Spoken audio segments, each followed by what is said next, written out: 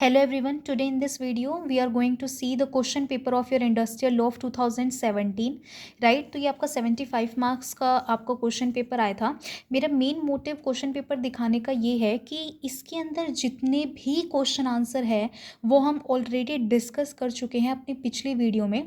तो मैं सिर्फ आपको यहाँ क्वेश्चंस दिखाऊंगी कि किस हिसाब से क्वेश्चंस आए हुए हैं, राइट। ओके, जो आपका क्वेश्चन नंबर 1 है वो है state the salient features of employ deposit link insurance scheme, जो हम ऑलरेडी कर चुके हैं अपनी यूनिट 1 में।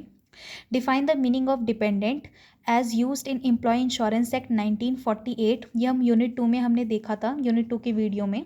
एंड और में करके state the salient feature of employ provident fund scheme as provided under employ provident fund and miscellaneous provision act 1952, ये आपका यूनिट 1 का क्वेश्चन है।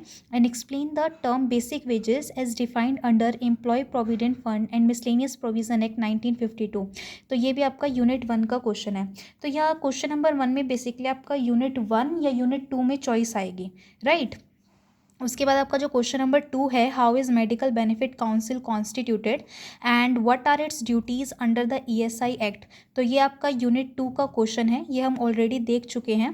And what do you understand by wages as stated in payment of wages act and who is responsible for payment of wages and state the rule relating to time of payment of wages, तो ये आपका unit 3 का question है। ये भी हमने wages वाले chapter में देखा था यूनिट 3 में, अगर आप रिकॉल कर पा रहे हैं तो क्वेश्चन नंबर 2 में आपका यूनिट 2 और यूनिट 3 में चॉइस है, right.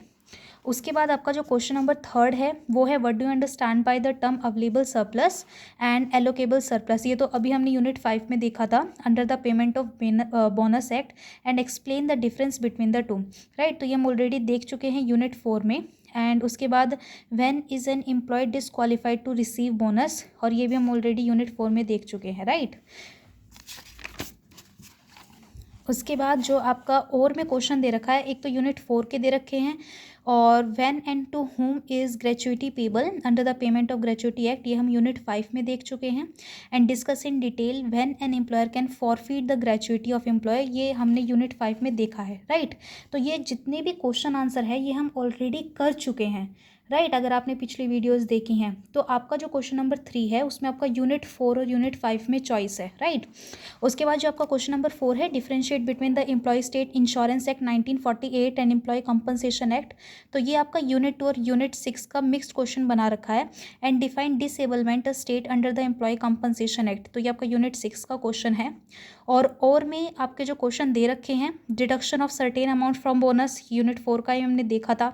Time limit of payment of bonus, ये भी हमने देखा था। And right a short note on continuous service, ये भी हमने देखा था यूनिट 5 में। तो बेसिकली आपका क्वेश्चन नंबर 4 में जो चॉइस है मेनली वो यूनिट 6 में या यूनिट 5 या 4 में है, राइट। उसके बाद जो आपका लास्ट क्वेश्चन है, क्वेश्चन नंबर 5, वो सभी यूनिट्स में से आया हुआ है। टर्म पूछी हुई है, जैसे minimum and maximum bonus unit 4 से पूछा हुआ है। Provision for deduction for recovery of advances under the payment of wages act, वो आपका यूनिट 3 से पूछा हुआ है।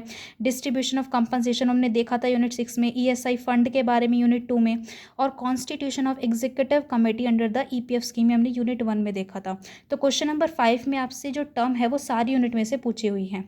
सो जब main motive to make this video is कि हमने ये जितने भी क्वेश्चन आंसर हैं या और भी जो क्वेश्चन पेपर हैं जैसे 2018 के हैं या फिर आपकी जो OBE मोड के क्वेश्चन हैं, तो वो सारे क्वेश्चन हम ऑलरेडी पिछले वीडियोस में कवर कर चुके हैं। और हर एक जो आपका यूनिट है उसके अंदर मोर देन 15 क्वेश्चंस हैं, और आप अगर वो क्वेश्चंस अच्छे से कर लेते हैं then you will surely score good marks in paper, right. Okay, thank you so much.